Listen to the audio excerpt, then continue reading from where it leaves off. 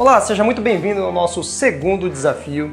Eu gostaria de iniciar com uma frase que faz muito sentido no universo do trading. Todo excesso, ele revela, na verdade, uma falta. O que eu quero dizer com isso? Quando você domina um assunto, o resultado final, ele inevitavelmente vai ser a simplicidade. Se você olhar a minha tela, você que me acompanha no dia a dia, vê que eu uso alguns indicadores, eu tenho 4 telas, eu tenho muita coisa plotada. Mas no fim das contas, o que me ajuda a tomar as decisões são elementos simples, tá?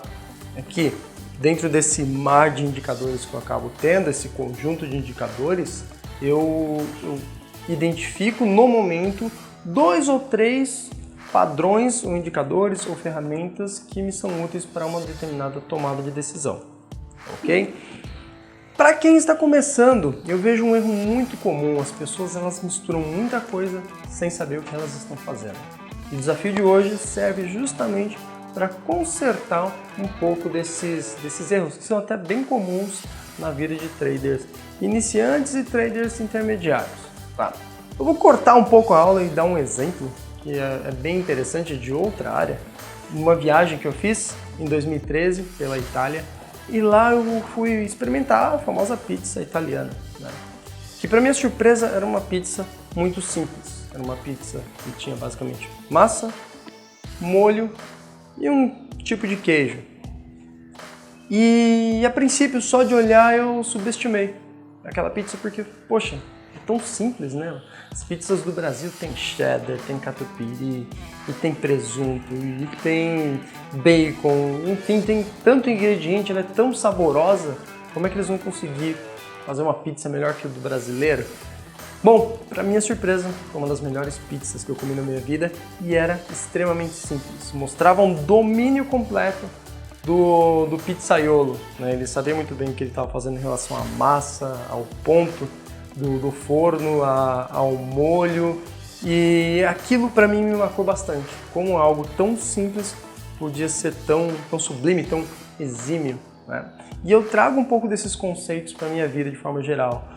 Muita gente usa essa ideia para se vestir, para decorar a sua casa, o seu ambiente, e eu acredito que a disposição das ferramentas na nossa tela tem a ver com isso também.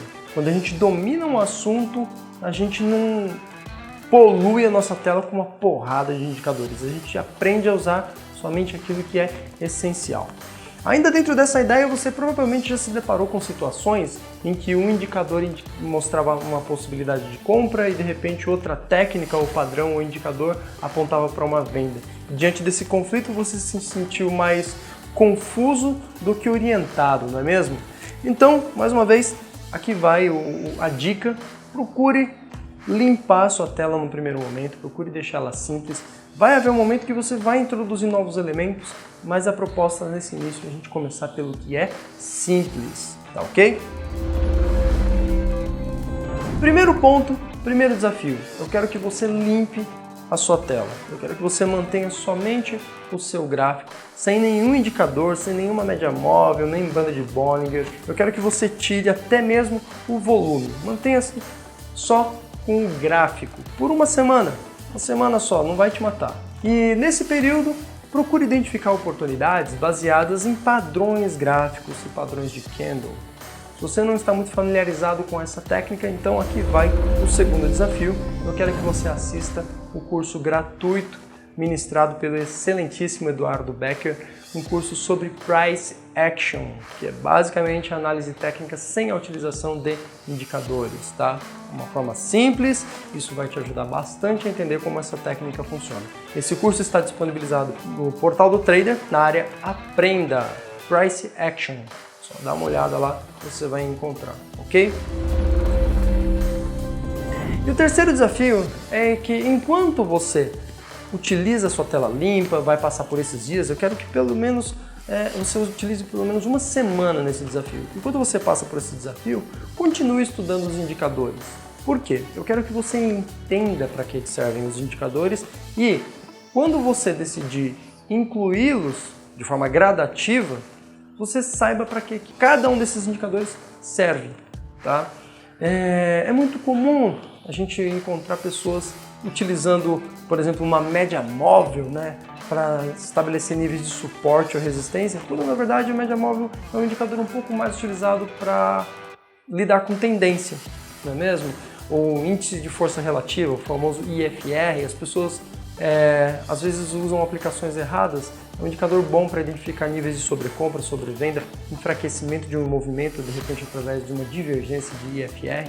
Mas, para que você possa utilizar uma ferramenta de forma inteligente, você precisa aprender para que ela serve.